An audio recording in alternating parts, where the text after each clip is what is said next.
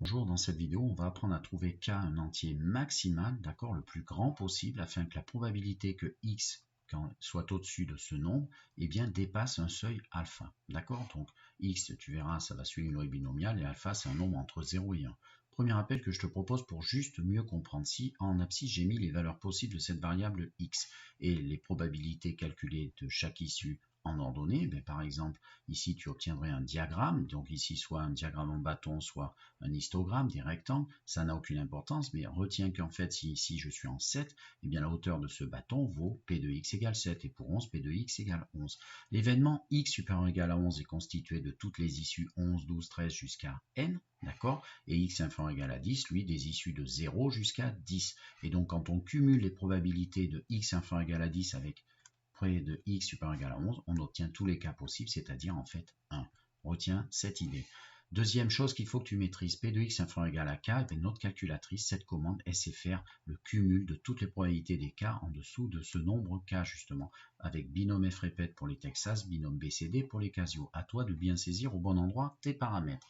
Pour k entier de 0 à n, il faut que tu retiennes l'idée aussi que cette probabilité des k de 0 jusqu'à k, elle va augmenter avec k.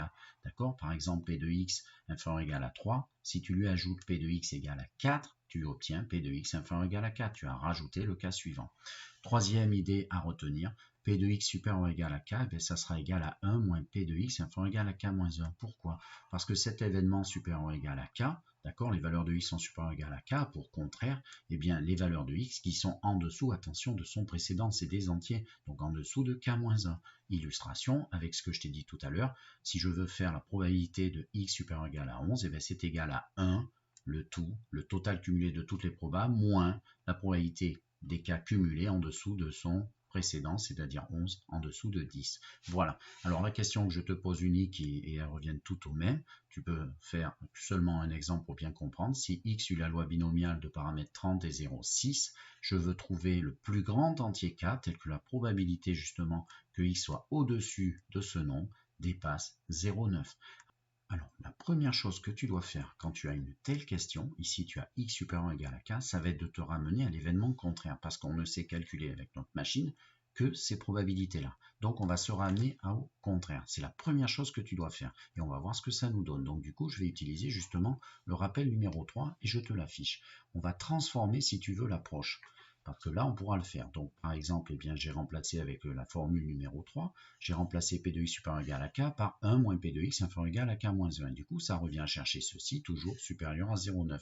Ensuite, je n'ai mis que de côté et de l'autre afin d'améliorer un petit peu cette écriture, et j'obtiens donc que 1 moins 0,9, 0,1 doit être plus grand que cette probabilité, et je réécris dans l'autre sens. En gros, il va falloir que je cherche quand est-ce que la probabilité que x est inférieur ou égal à ce k moins 1 qui maintenant est mon inconnu, est en dessous de 0,1.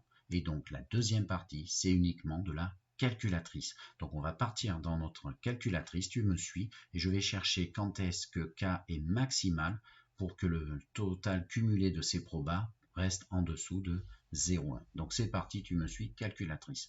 Alors, on va dans ma calculatrice, et du coup, je vais dans le menu f de x, et là, tu vas saisir la commande seconde distribution, tu vas aller chercher, du coup, toi, binôme f répète ou binôme BCD, suivant si tu es en Texas ou en Casio. Donc, binôme f répète, 30, 0,6, tu vois, j'ai déjà saisi un peu pour gagner du temps, et la nuance, elle est là, tu vas mettre x, pour qu'on ait tous les calculs possibles, d'accord? Et c'est parti, je vais le coller dans mon éditeur de fonctions. Ensuite, je vais paramétrer mon tableau pour faire afficher tous les calculs qui m'intéresse, donc DevTab, je vais mettre commencer à 0, tu vois, et je vais mettre un pas de calcul de 1. Et tu vas voir ce qui se passe en affichant le tableau. Voilà.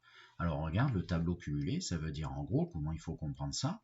Ben tiens, par exemple, 11. 11, ça veut dire que la probabilité que x est inférieur ou égal à 11 est égale à 0,0083. Tu fais défiler ton tableau et tu regardes le plus grand possible qui va faire qu'on reste en dessous de 10%. Donc regarde bien mon laser. Regarde bien ici, là je suis à 0 à 4%, 9%, 17%. Donc là je l'ai passé, et le plus grand possible pour rester en dessous de 10% de résultat, de probabilité, c'est 14. Donc ça y est, j'ai ma solution, je reviens, je te l'affiche, et du coup ça te donne le résultat suivant. Donc j'utilise ma calculatrice, hein, je paramètre binôme f répète, et je regarde ce qui se passe. P de x inférieur ou égal à 14, ça a donné ce résultat qui est en dessous de 0,1.